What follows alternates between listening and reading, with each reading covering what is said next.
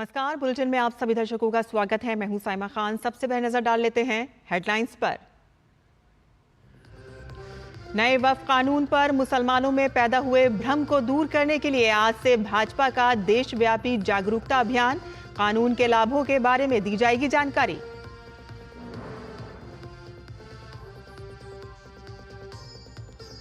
केंद्रीय वित्त मंत्री निर्मला सीतारमण आज से अमेरिका और पेरू की 11 दिवसीय यात्रा पर होंगी रवाना। आईएमएफ और विश्व बैंक की बैठकों में भी होंगी शामिल।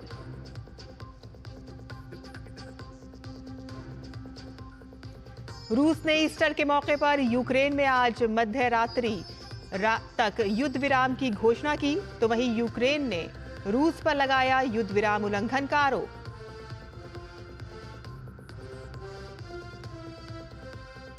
इजरायली पीएम बेंजामिन नेतन्याहू का सेना को हमास पर दबाव बढ़ाने का निर्देश। अस्तित्व के लिए जीत तक लड़ते रहने की जताई प्रतिबद्धता।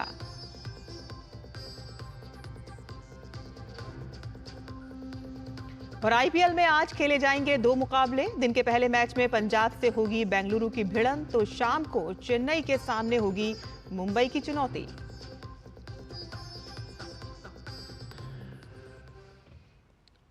और अब समाचार विस्तार से। नए वक्फ कानून के लाभों को समझाने के लिए भारतीय जनता पार्टी आज से देशव्यापी जन जागरूकता अभियान शुरू करने जा रही है।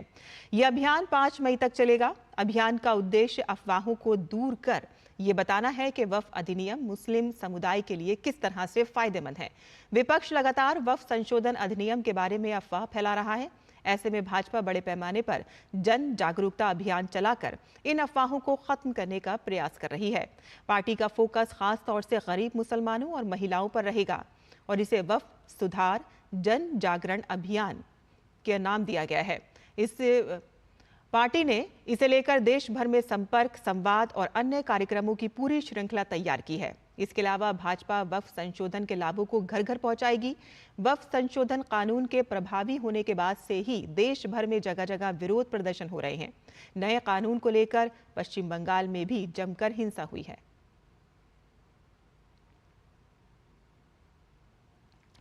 केंद्रीय वित्त मंत्री निर्मला सीतारमण 20 अप्रैल से अमेरिका और पेरू की आधिकारिक यात्रा पर जाएंगी। इस दौरान केंद्रीय मंत्री अमेरिका की यात्रा के क्रम में 20 से 25 अप्रैल तक सैन फ्रांसिस्को और वॉशिंगटन डीसी का दौरा करेंगी। इस यात्रा के दौरान केंद्रीय मंत्री विभिन्न कार्यक्रमों में हिस्सा लेंगी और वहां बसे भारतीय समुदाय के साथ बातचीत करेंगी। 26 से 30 अप्रैल 2025 तक पेरू की अपनी पहली यात्रा के दौरान केंद्रीय वित्त मंत्री वित्त मंत्रालय के अधिकारियों और व्यापार जगत के नेताओं के एक भारतीय प्रतिनिधिमंडल का नेतृत्व करेंगी और दोनों देशों के बीच मजबूत होते द्विपक्षीय आर्थिक और व्यापार संबंधों पर प्रकाश डालेंगी। अमेरिका के उपराष्ट्रपति जेडी वैंस 21 अप्रैल को 4 दिवसीय भारत यात्रा पर आ रहे हैं। उपराष्ट्रपति सबसे पहले दिल्ली में प्रधानमंत्री नरेंद्र मोदी से मुलाकात करेंगे और उसके बाद वो जयपुर के लिए रवाना हो जाएंगे, जहां वो पिंक सिटी का भ्रमण करेंगे। उपराष्ट्रपति वैंस के स्वागत के लिए जयपुर में जोरों शोर से तैयारियां की जा रही हैं। 22 अप्रैल को वहां ऐतिहासिक आमेर किले का दौरा करेंगे, जहां उनका पारंपरिक राजस्थानी अंदाज में स्वागत किया जाएगा और इसके बाद वो राजस्थान इंटरनेशनल सेंटर में होने वाली यूएस इंडिया बिजनेस समिट में हिस्सा लेंगे और दोनों देशों के व्यापारिक संबंधों को लेकर अपना विजन साझा करेंगे। बिजनेस समिट के बाद उपराष्ट्रपति वैंस राजस्थान के मुख्यमंत्री भजनलाल शर्मा और राज्यपाल से भी मुलाकात करेंगे। 23 अप्रैल को वो आगरा जाकर ताजमहल का दीदार करेंगे।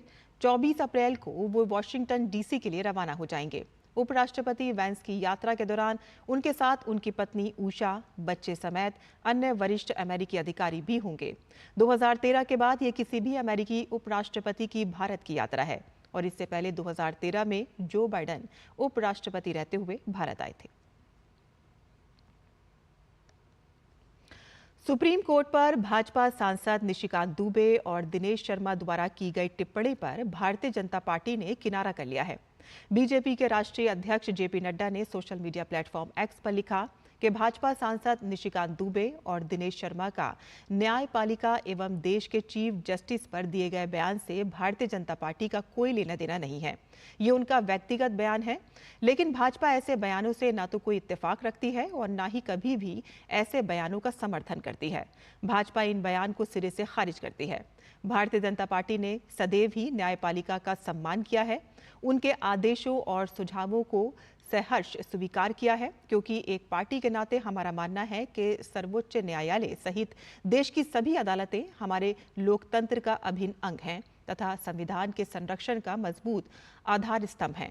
मैंने इन दोनों को और सभी को ऐसे बयान न देने के लिए निर्देशित किया है। और प्रधानमंत्री नरेंद्र मोदी 22 अप्रैल से सऊदी अरब की यात्रा पर रहेंगे। पीएम मोदी की ये यात्रा कई मायनों में महत्वपूर्ण मानी जा रही है और उम्मीद की जा रही है कि पीएम मोदी की इस यात्रा के जरिए भारत सऊदी अरब रणनीतिक साझेदारी को नई गति मिलेगी। 2016 और 2019 के बाद पीएम मोदी की सऊदी अरब की ये तीसरी यात्रा होगी। प्रधानमंत्री नरेंद्र मोदी 22 से 23 अप्रैल के बीच सऊदी अरब की आधिकारिक यात्रा पर जा रहे हैं। प्रधानमंत्री सऊदी अरब के क्राउन प्रिंस और प्रधानमंत्री मोहम्मद बिन सलमान के आमंत्रण पर सऊदी अरब जा रहे हैं। 2016 और 2019 के बाद यह पीएम मोदी की सऊदी अरब की तीसरी यात्रा होगी। Prime Minister's engagements will include a one-on-one meeting with His Royal Highness the Crown Prince, as well as formal engagements that include a ceremonial welcome and bilateral talks. The two leaders will co-chair the second meeting of the Strategic Partnership Council. Bharat और Saudi अरब के बीच लंबे ऐतिहासिक, सामाजिक, सांस्कृतिक और व्यापारिक संबंध रहे हैं। दोनों देश रक्षा, सुरक्षा, व्यापार, निवेश, ऊर्जा, तकनीक, स्वास्थ्य, शिक्षा, संस्कृति और जन जन के बीच संपर्क जैसे कई क्षेत्रों में मजबूत द्विपक्षीय सहयोग साझा करते आए हैं। ऐसे में पीएम की ये यात्रा कई मायनों में अहम मानी जा रही है। Saudi Arabia hosts a very large Indian expatriate community, possibly the second largest expatriate community of its kind anywhere in the world. Saudi Arabia is a leading voice in the Islamic world and is increasingly playing an important role in regional developments. Bharat और Saudi अरब के बीच घनिष्ठ और मैत्रीपूर्ण संबंध हैं। प्रधानमंत्री नरेंद्र मोदी का यह दौरा दोनों देशों की बहुआयामी साझेदारी को जहां नई गति देगा, वहीं ये क्षेत्रीय और वैश्विक मुद्दों पर विचारों के आदान प्रदान की दृष्टि से भी महत्वपूर्ण माना जा रहा है। Bureau report, DD news.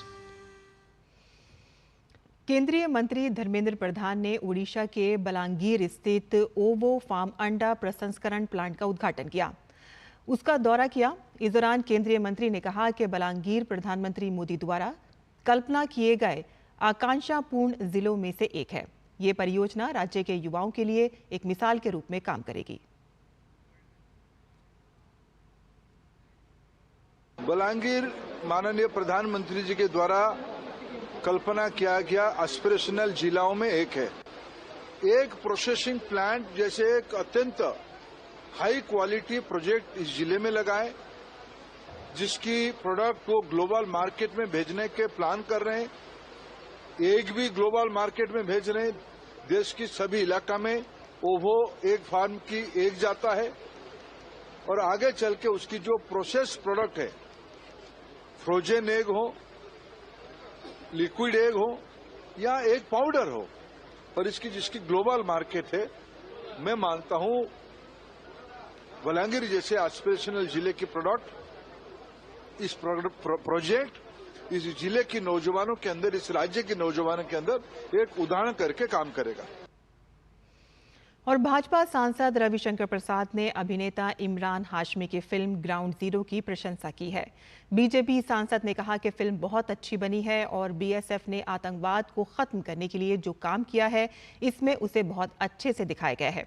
Film ground zero Jammu Kashmir में आतंकवाद के उस दौर की कहानी है कि जब बीएसएफ ने देश की रक्षा के लिए आतंक के खिलाफ मोर्चा संभाला था। इस फिल्म में इमरान हाशमी एक बीएसएफ अफसर की भूमिका निभा रहे हैं। बहुत अच्छी मूवी लगी, बहुत ही अच्छी बनी है। और बीएसएफ के लोगों ने कश्मीर में आतंकवाद को खत्म करने में जो काम किया है उसका बहुत ही अच्छा प्रेजेंटेशन है। My greetings to all the film makers. Bangladesh में हिंदू अल्पसंख्यक नेता भवेश चंद्र रॉय की हत्या पर इस्कॉन कोलकाता के उपाध्यक्ष राधा रमन दास ने दुख जताया है। उन्होंने कहा कि बांग्लादेश में एक हिंदू नेता के साथ हिंसक बर्ताव करना बेहद दुखद है। उनका अपहरण किया गया और बेरहमी से पीट कर हत्या कर दी गई। ये जानबूझकर किया जा रहा है ताकि बाकी अल्पसंख्यक भयभीत हो जाएं।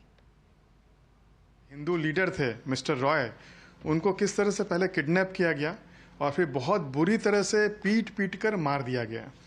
तो ये जो लीडरशिप जो है, हिंदू लीडरशिप है या जो माइनॉरिटीज़ का जो लोगों को नेतृत्व दे रहे हैं, उनके जब लीडर को ही इस तरह से किसी को कैद में रख दिया जा रहा है, किसी की हत्या कर दी जा रही है, ये जानबूझ के कर रहे हैं उनको टारगेट कि वो जो बाकी माइनॉरिटीज़ हैं वो एकदम डर जाएं और वो जो भी चाहते हैं उसके सामने वो लोग अपने आप को सबमिट कर दें।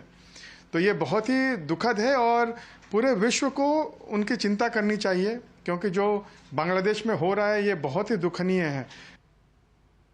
और यहाँ बुलेटिन में हम लेते हैं एक छोटा सा ब्रेक। आप देखते रहिए डीडी न्यूज।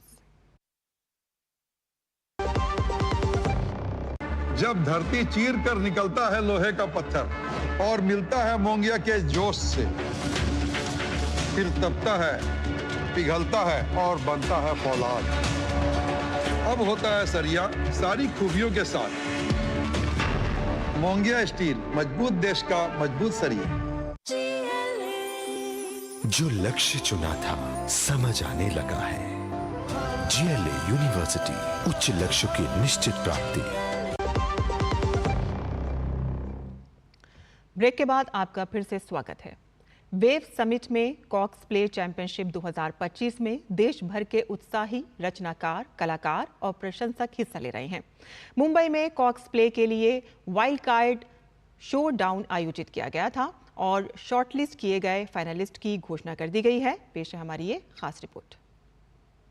कॉस्प्ले चैंपियनशिप 2025 को भारत की सबसे प्रतिष्ठित और समावेशी कॉस्प्ले प्रतियोगिताओं में से एक माना जाता है, जो वेब समिट की जीवंत पृष्ठभूमि में आयोजित की गई है। मुंबई में कॉस्प्लेयर्स की रचनात्मकता और जुनून देखने को मिला कॉस्प्लेयर्स वेब्स के लिए वाइल्ड कार्ड शोडाउन में। हमने कॉस्प्लेयर्स को एक मौका दिया है जहां पे वो इंडियन कल्चर एंड हेरिटेज के ऊपर कॉस्प्लेयर्स की तरह कैरेक्टर्स को प्रेजेंट कर रहे हैं। एंड वेव समिट में इनके लिए एक बड़ा मौका मिलेगा जहां पे वो नेशन वाइड लेवल पे कॉस्प्ले इमर्सिव एक्सपीरियंस दे सकते हैं एंड वहां पे पार्टिसिपेट करके अपना एक करियर बना सकते हैं। वेव्स कॉस्प्ले चैंपियनशिप शोडाउन काफी बेहतर तरीके से हुआ। जो भी पार्टिसिपेंट्स थे उनमें जो एनर्जी थी, एंथुजियाज्म थी, वो अलग लेवल की थी। अभी एक कॉस्प्ले की चैंपियनशिप का नाम पे एक इवेंट अभी कर लिया था हमने। बहुत सारे कॉस्प्लेयर्स हैदराबाद से ऑलरेडी हम तो कंप्लीट कर चुका है उधर। और आज हम तो कोशिश किया था सबसे अच्छा, बट लेकिन इधर तो अलग ही हो रहा है। मतलब इतना सारे कॉस्प्लेयर्स हम तो एक्सपेक्ट किया भी नहीं। 50 से ज्यादा वाइल्ड कार्ड प्रतिभागियों में से 30 कॉस्प्लेयर्स को उनकी असाधारण रचनात्मकता, शिल्प कौशल और प्रदर्शन के लिए चुना गया। वाइल्ड कार्ड शोडाउन ने इन जोशीले कलाकारों को अपने हुनर दिखाने के लिए एक मंच प्रदान किया। मुझे ऐसा लगता है कि एक्सपोजर बहुत कम मिला है, मतलब इंडियन माइथोलॉजी और इंडियन कल्चर कॉस्प्ले के मामले में। ऐसा नहीं कि लोग करते शायद बहुत लोग को उतना अप्रिसिएशन वगैरह नहीं मिलता होगा, तो मोटिवेशन नहीं मिलता होगा करने के लिए। बट मेरा ऐसा बोलना है कि अगर हमारे होम ग्राउंड पे अगर हम हमारा कल्चर अपस्टैंड नहीं करेंगे तो हम बाहर वालों को, जो लोग का कल्चर हम इधर अडॉप्ट करें, उनको हम कैसा एक एग्जांपल सेट कर सकते हैं। इंडियन माइथोलॉजी का कैरेक्टर्स भी कॉस्प्ले कर सकते हैं। यूजुअली हम अगर इवेंट्स में जाते हैं तो हम ऐसे एनिमे मांगा वगैरह ही कर लेते हैं, बट यहाँ पे जब मैंने इंडियन माइथोलॉजी के कैरेक्टर्स देखे, मैंने पर्सनली नहीं किया बट मुझे बहुत अच्छा लगा कि ये एक अच्छा एडिशन था। मैंने एडवर्टाइजमेंट देखा इसका ऑन दूरदर्शन एंड मैंने सोचा कि इसमें जाया कैसे जा सकता है, मे बी मैं ऐसे ही अटेंड कर लूँ। एंड फिर मुझे कॉस्प्ले का अपॉर्चुनिटी दिखा एंड मैं यहाँ पे कॉस्प्ले करने आई हूँ। Webs cosplay championship creators street, media and entertainment association of India और इंडियन कॉमिक्स एसोसिएशन द्वारा प्रस्तुत की जाती है। ये चैंपियनशिप पारंपरिक भारतीय कहानी कहने और वैश्विक पॉप संस्कृति के बीच दूरी को पाटने के लिए डिजाइन की गई है, जिससे भारतीय रचनाकारों को वो प्रसिद्धि मिले जिसके वो हकदार हैं। श्यामा मिश्रा की रिपोर्ट, डीडी न्यूज़, मुंबई। और मुंबई में 1 से 4 मई तक पहला विश्व ऑडियो विजुअल और मनोरंजन शिखर सम्मेलन वेव्स आयोजित किया जा रहा है। सूचना एवं प्रसारण मंत्रालय द्वारा आयोजित इस शिखर सम्मेलन के एक भाग के रूप में रोड टू गेम जैम प्रतियोगिता आयोजित की जा रही है। क्रिएट इन इंडिया चैलेंज के तहत इस प्रतियोगिता के लिए चुने गए 10 सर्वश्रेष्ठ खेलों में से एक साइलेंस स्किल्स भी है। इस गेम के निर्माता कोलकाता के अवस विश्वास और उनकी टीम एब्सर्ड सॉफ्टवेयर है। अवस विश्वास ने वेव्स में भाग लेने के अपने अनुभव को दूरदर्शन के साथ साझा किया। सबसे पहले तो मैं थैंकफुल हो इंडियन गवर्नमेंट के लिए, जिन्होंने इतना बढ़िया इवेंट और समिट ऑर्गेनाइज़ किया है, जहाँ पे सिर्फ गेमिंग नहीं, वहाँ पे और भी बहुत कुछ हो रहा है, एनिमेशन रिलेटेड, मूवी रिलेटेड। सो इतने सारे एंथुजियास्टिक पीपल से हमें मिलने का मौका मिलेगा, कनेक्ट कर पाएंगे। और स्पेशली मेरे जैसे और भी 20 लोग होंगे जिनको मेरे ही फील्ड में इंटरेस्ट होगा, तो वो सबसे बढ़िया चीज़ है मेरे लिए। क्योंकि मैंने देखा है एक कमरे में बैठ के तो मैं गेम बना लेता हूँ, लेकिन जब मैं इसको लेके जाता हूँ 4 लोगों के सामने, तब मुश्किल होता है कि आप समझा पाए कि इस गेम का इम्पैक्ट क्या है, चाहे वो सोशल लाइफ में हो या किसी के एन्जॉयमेंट में हो। जब आप ऐसे ही और 4 लोगों के साथ मिलते हैं, बात करते हैं, तो बहुत कुछ सीखने को मिलता है। भारतीय कॉमिक्स एसोसिएशन और आसिफा इंडिया के सहयोग से waves create in India challenge के तहत वेव्स कॉमिक्स क्रिएटर चैंपियनशिप के फाइनलिस्ट की घोषणा की गई है। इनमें मेरठ के मोहित शर्मा भी शामिल हैं। मोहित ने फाइनलिस्ट में नाम आने पर दूरदर्शन के साथ अपने अनुभव को साझा किया। नमस्कार, मेरा नाम है मोहित शर्मा और मैं मेरठ उत्तर प्रदेश से हूँ। मुझे वेव समिट के तहत कॉमिक्स क्रिएटर चैंपियनशिप में अंतिम प्रतिभागियों में स्थान दिया गया है। मैंने और मेरे साथी कलाकार आयुष कुमार ने मिलकर स्काई फॉल टू सैक्रिफाइस एक कॉमिक बनाई है। वेव समिट एक बहुत ही अच्छी पहल है, जिसके तहत नए और पुराने कलाकारों को अपनी प्रतिभा देश और दुनिया को दिखाने का मौका मिलता है। वेव समिट के में ना सिर्फ हमें साथी कलाकारों का काम देखने को मिलेगा, साथ ही हम अपने अन्य काम और साथ ही आगे आने वाली जो हमारी योजनाएं हैं उन पे हम बात कर सकेंगे। और रांची में लोगों ने पहली बार भारतीय वायुसेना का एयर शो देखा। भारतीय वायुसेना की सूर्य किरण एरोबैटिक टीम ने नामकुम के आर्मी ग्राउंड में अद्भुत और अविस्मरणीय एयर शो पेश किया। इस मौके पर रक्षा राज्य मंत्री संजय सेठ और वायुसेना के air chief marshal AP Singh समेत कई खास आम लोग इसके गवाह बने। रांची में शनिवार का दिन लोगों को लंबे समय तक याद रहेगा। नामकुम के आर्मी ग्राउंड में भारतीय वायुसेना की सूर्य किरण एरोबैटिक टीम ने हैरत अंगेज करतब दिखाए। रक्षा राज्य मंत्री संजय सेठ की पहल पर आयोजित इस एयर शो के दौरान युद्धक विमानों ने अद्भुत करतब दिखाते हुए आकाश को तिरंगे से रंग दिया।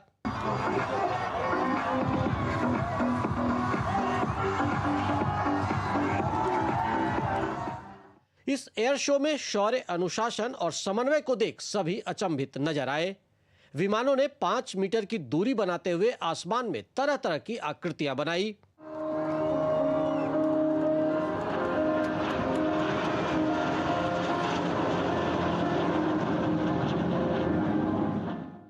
रक्षा राज्य मंत्री संजय सेठ और वायुसेना के air chief marshal AP Singh समेत खास और आम सभी ऐतिहासिक एयर शो के गवाह बने। मौके पर श्री सेठ ने कहा कि इस तरह के आयोजन से लोगों में देशभक्ति की भावना को संबल मिलता है, साथ ही वे नजदीक से जवानों के शौर्य और पराक्रम को देख पाते हैं। हैरत अंगेज जितना शो था, अद्भुत था, किंतु यह शो इसलिए किया कि हमारी जो जनरेशन आने वाली, हमारे जो आने वाला भारत है, आने वाला झारखंड है, भारतीय वायुसेना, भारतीय फौज के रूप के अपना लाइफ बनाया, वो आकर्षण था, वो भी भारतीय फौज का हिस्सा बने। इस एयर शो को देखने के लिए बड़ी संख्या में लोग कार्यक्रम स्थल पर पहुंचे। युवाओं ने एयर शो के आयोजन की सराहना की और इसे प्रेरणादायक बताया। बहुत ही प्रेरित हैं और ये शो हमारे लिए बहुत ही मजेदार रहा, बहुत ही मोटिवेटिंग रहा। हम लोग एयर शो देखे थे, बहुत बढ़िया लगा, हमें मोटिवेशन मिला एयरफोर्स ज्वाइन करने का। भारत माता के जय। एयर शो के दौरान स्कूली बच्चों का उत्साह देखते ही बना और वो देशभक्ति की भावना से ओतप्रोत नजर आए। भविष्य के सपने संजोए एयर शो देखने आई एक छात्रा ने बताया कि वो पायलट बनना चाहती है।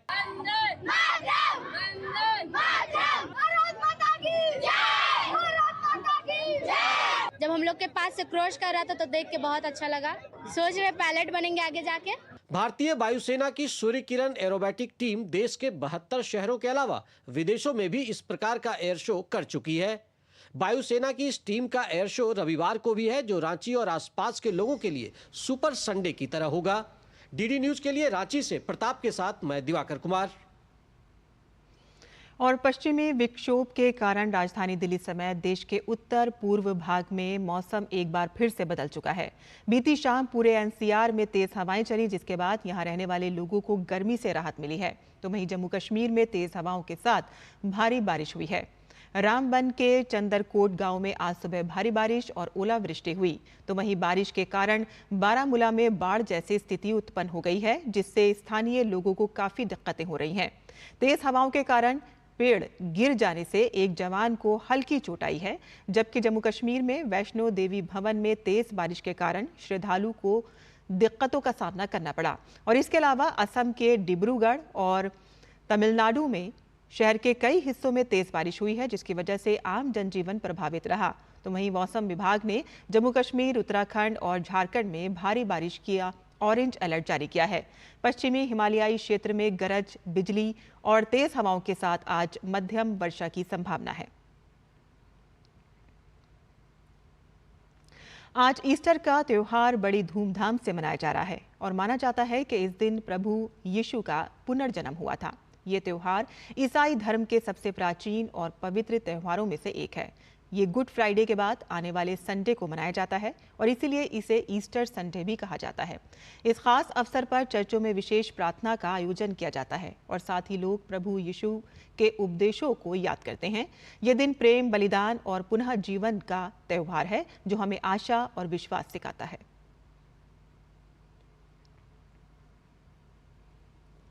और प्रधानमंत्री नरेंद्र मोदी ने एक्स पर देशवासियों को ईस्टर की बधाई दी है। उन्होंने लिखा कि सभी को ईस्टर की हार्दिक शुभकामनाएं।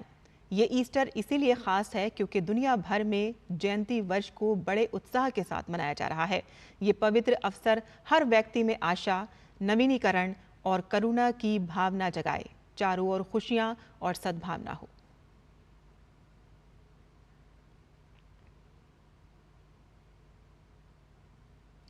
रूस के राष्ट्रपति व्लादिमीर पुतिन ने यूक्रेन के साथ चल रहे संघर्ष में ईस्टर के मौके पर युद्ध विराम की घोषणा की है। ये युद्ध विराम रूसी समय अनुसार शनिवार शाम 6 बजे से रविवार रात 12 बजे तक लागू रहेगा।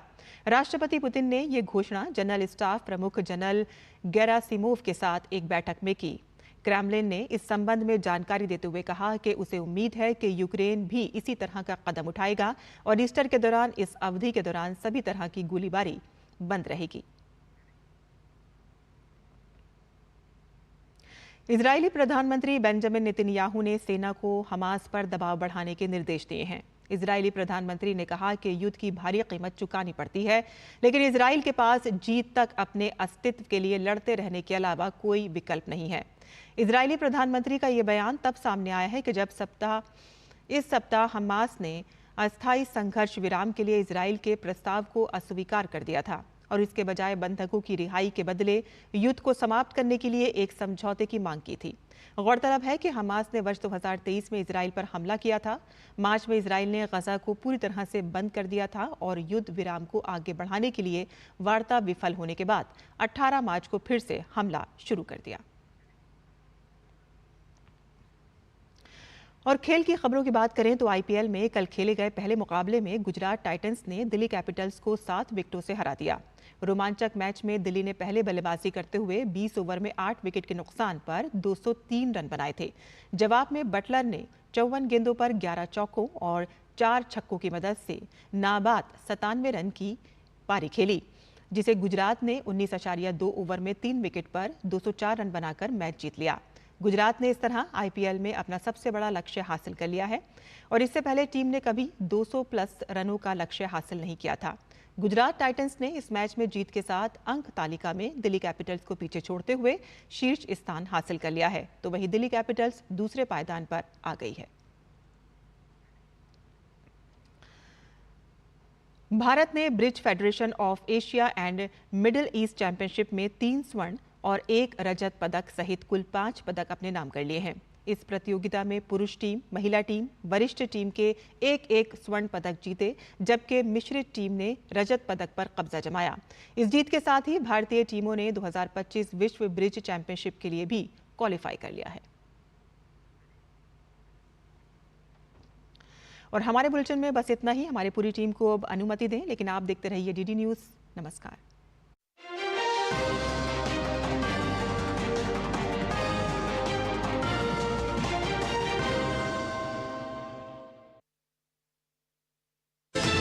हर पल